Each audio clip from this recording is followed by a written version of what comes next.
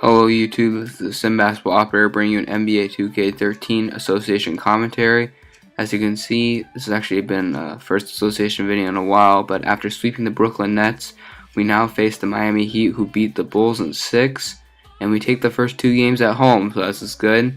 Won even by 21 points, but then they take game 3 by a margin of 2, and then they asked me to go scout some prospects, so now I'm back. They take game 4, they blew us out of the building. And then they take game 5 at our house. So now an elimination game, our backs against the wall, and I want to get past the second round. My rain is as far as your eyes can see. It's amazing, so amazing, so amazing, so amazing. It's amazing, so amazing, so amazing, so amazing. It's amazing.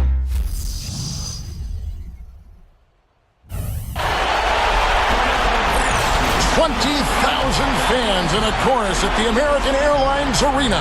It's Game 6 of the Eastern Conference semifinals here. Welcome back to the postseason action. It's heating up, folks. With Clark Kellogg and Steve Kerr, this is Kevin Harlan on 2K Sports. Take a look at the Heat with their hometown fans cheering them on. They'll look to close out this series and complete the upset. Wow. Well, there's some pressure here, though, Kevin, because you're at home, you're up 3-2. This is the time to do it. You do not want to go back out onto the road for Game 7. You know, part of me agrees with that, Steve. Actually, a lot of me agrees with that. Even though it isn't technically a do-or-die situation, they should be treating it like it is. I mean, because going on the road for Game 7 is not a friendly scenario, and that would be a very tough building to win a deciding game in. Here's the starting group for the Cleveland Cavaliers. Irving and Waiters in the back. Thompson at the 4 and Verjao at the 5. So to put things in short, I've already played the Miami Heat. I played them in the regular season, but they did not have our former hometown hero, LeBron James. And he was out with like a broken collarbone or something. And I think that's why Kyrie Irving won MVP of the season. As you see, he gets that layup right there. And to be short, the Heat were killing us early. I mean, they were jumping the passing lane like that. They were getting dunks like that.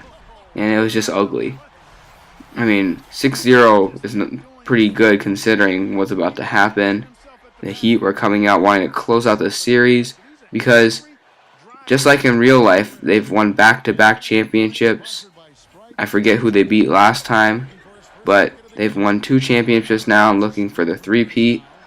And as you can see, they won it. I mean, Chris Bosh is blocking Kyrie's runner. They're throwing it up to LeBron. LeBron's pulling up for the jumper. He's getting that one to go, and as you can see right there briefly, he is shooting 100% to start this game. Now he's jumping the passing lanes. I'm making dumb passes. Dwayne Wade's getting more dunks, and look at that score, 21-4. It's just running away. I need to call a timeout. Usually I don't like calling timeouts this early, but see, Byron Scott's pissed right there. That shows how bad we're playing right now. We can't even get anything to go on offense. Look at that dumb, tough shot at the end of the shot clock. And here comes the flying death machine. Oh wait, that's Mario Chalmers. That doesn't make any difference. But when Mario Chalmers is getting dunks, you know we were in trouble. And that should have been an and one right there. Dominic McGuire's arm just passed right through. So anyway, it's 28-9 now. And we haven't even crossed double digits yet. Until Kyrie Irving shoots this fade. He should have stepped back. We need all the points we can get. But hey, 2 points is 2 points. And then to end the first quarter, 36-17, Dion Waiters is missing that runner. And that's going to bring us to the end of the first quarter. So like I said, it's 36-17. Things are not looking too pretty. And we are getting manhandled in the American Airlines Arena. So time for some changes. So here's Dion Waiters, and he's going to take a Dion shot that he sometimes do, shooting right into Chris Bosh's arm. LeBron is by himself, chasing down Patty Mills. He didn't do that. Anyways, LeBron's going to get a nice Nike vertical replay right here. 29.4 inches. We know he can go higher than that. Anyways, this is the champions in real life too, so they're quite the challenge. As you can see, Norris Cole's getting here. Get that out of here. You're not one of the big 3. And so he blocked out Tristan Thompson. And Ben McLemore, trying to keep us in the game, is going to drain that 3. And then Kyrie Irving's throwing a nice bounce pass to Tristan Thompson. That was just beautiful. Just working together, trying to claw our way back into this game. And Tristan's getting the dunk right there.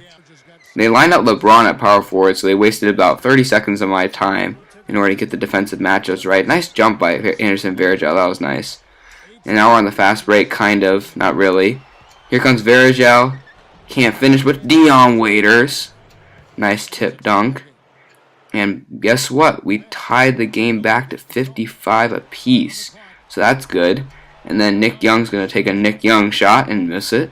And we are going to miss our launch or heave from near half court. And so we actually somehow tied it. So we went from being down 19 after 1.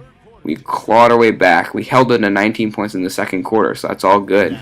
Presented by Sprint. Round 2 of the NBA playoffs is in full swing. This is 2K Sports.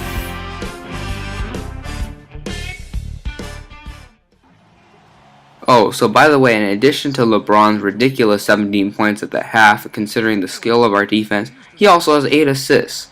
So that's mostly done in the first quarter, and considering he had like 14 in the first quarter, that means Paul George is doing something out there in the second quarter, so hopefully he can keep doing that.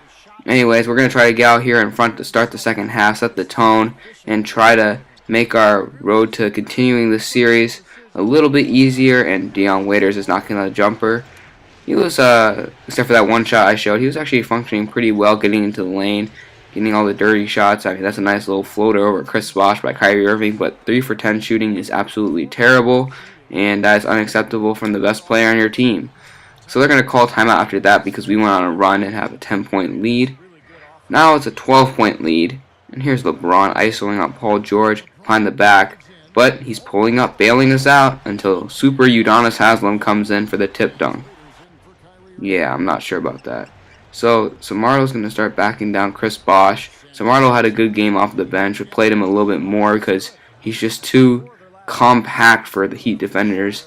And the ideal matchup was Udonis Haslem, but because I was using Samardo as a center, it didn't do much. And as you can see, there's a nice alley-oop from LeBron to Nick Young, who can get off the ground with that standing dunk. And there's a mismatch, and then there's a dunk by LeBron James. What are you doing, Samardo? Why are you thinking you can guard LeBron James? And LeBron is just posterizing.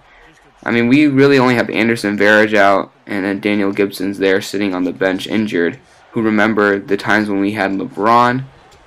Anyways, there's a new era. Patty Mills is going to miss that 3, but look at that and 1 by Tyler Zeller. And LeBron's like, oh, no, that's a foul.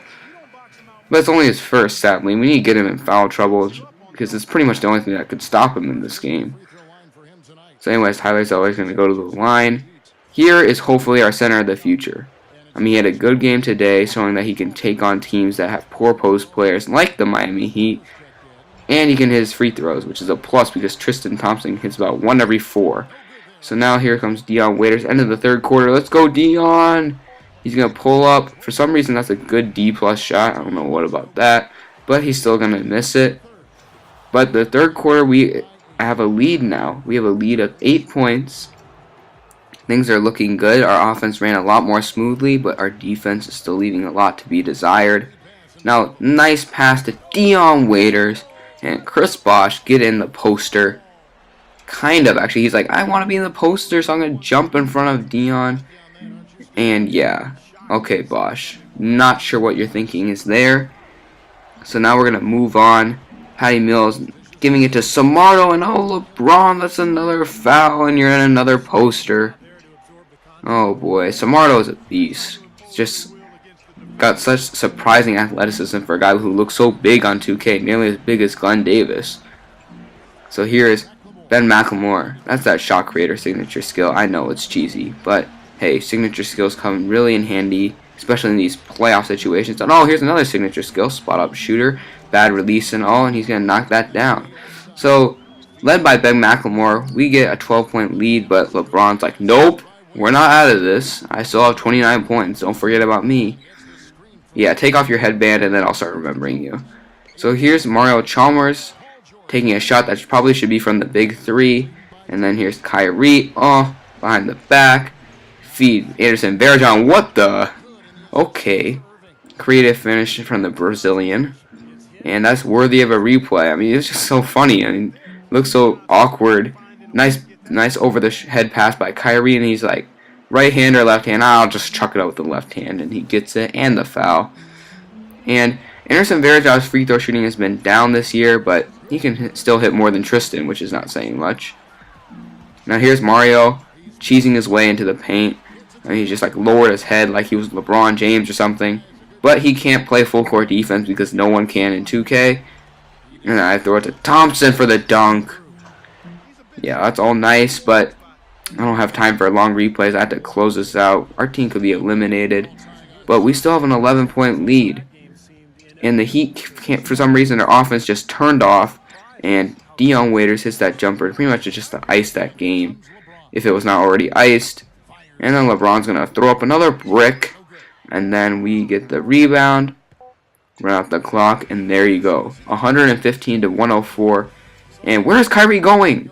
He's like running through like the bleachers, teleporting. Then he's got cut in front of those two guys. Yeah, I don't know what Kyrie's doing. 2K, you're not perfect, but you're better than NBA Live. So anyways, that's the end of Game 6. We're just going to celebrate on their home court because our young blood somehow lived to fight another day. And your player of the game is not going to be the typical Kyrie Irving, but his partner in crime, Dion Waiters, who had a very impressive game. LeBron still finished with 33 points, over 50% shooting, only 10 assists, and was limited to 5 rebounds. I say limited because of the rebounding beast on their team. D Wade, 19 points, 6 rebounds, 6 assists. Mario Chalmers had 16 points, over 30%, 50% shooting. And then Nick Young chucked up shots and finished in double-digit scoring. We eliminated Chris Bosh, but that's because they don't go to him because Heat don't like post players. And yeah, so for some reason Shane Battier had 12 rebounds. So over on our side, Dion 22, 7, and 5. Ben McLemore 17 points, so the shooting guard's doing well. Tyler Zeller 14, Sarmardo 12, Kyrie only 11. Paul George didn't go to him much, 10. That's because he had LeBron and a whole bunch of other scores there. Everyone scored. Paul George led us in rebounding, so that's nice, I guess. Patty Mills led us in assists for some reason. We got some steals. Thompson was doing his thing blocking. And Kyrie struggled, 5 turnovers and only 4 of 16 shooting. So that's poor. Ben McLemore gave us a huge lift with 3 of 6 from the three-point line. So yes, we beat them in some categories. We shot better from the three-point line because they only made 1. But they still hoisted 7 more shots than we did because we kept turning over the ball. We had 11 turnovers, most in the first quarter actually. But for some reason, something glitched because the biggest lead for the Miami Heat was 0, and we all know that's not the case because they were blowing us out in that first quarter. So yes, an exciting Game 7 is in store for this series. Congratulations to the real Miami Heat for winning the championship again. Looking forward to the NBA draft on Thursday, and I'll see you guys in the next video.